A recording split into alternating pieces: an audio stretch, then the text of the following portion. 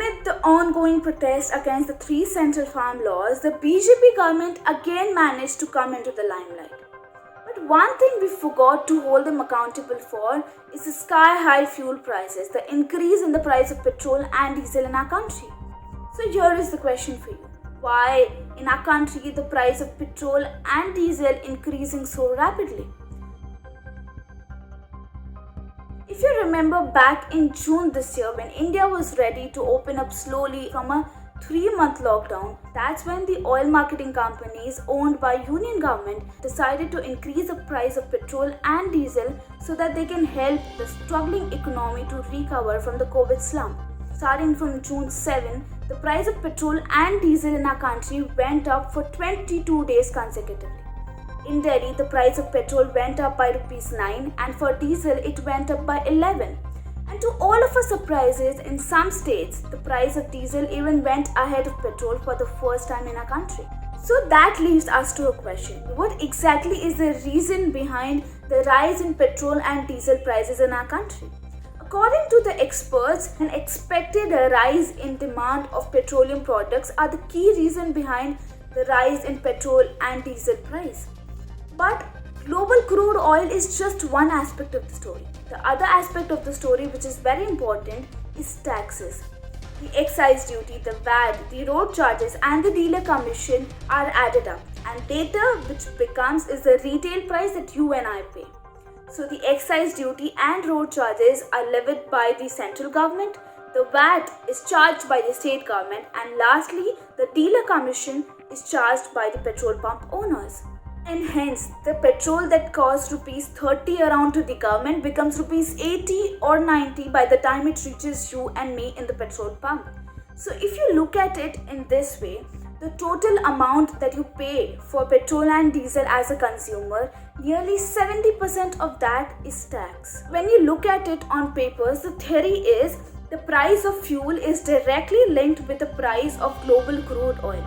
So if I simply apply the logic here, if the price of global crude oil increases, the price of fuel will also increase.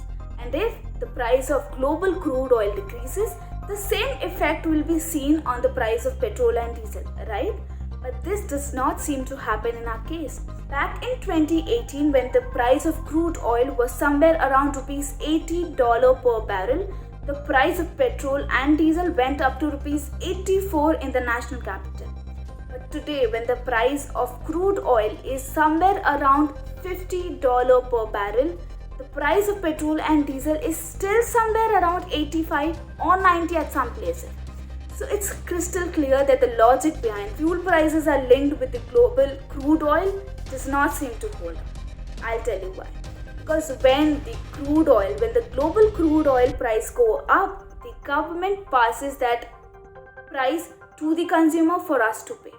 But when the price of global crude oil decreases, the government charges more and fresh taxes on us so that they can earn extra revenue out of it. An even more important question arises here: will the hike of petrol and diesel prices have an impact on our economy? Will it lead to inflation? Given fuel a very critical topic, given fuel a very important topic for any economy, it usually has an impact on goods and services, thus leading to a greater inflation across the country. However, Indian economy right now is in a very unusual place, and due to less demand, there will be no pressure on inflation this time. So while there will be no pressure on inflation this time, there is one thing for sure: the private car owners will have much load on their heads. To look at it from a political point of view, if you remember, inflation and rise in fuel prices were the major reason for the downfall of UPA in their second term, largely for the massive attention they got in the media.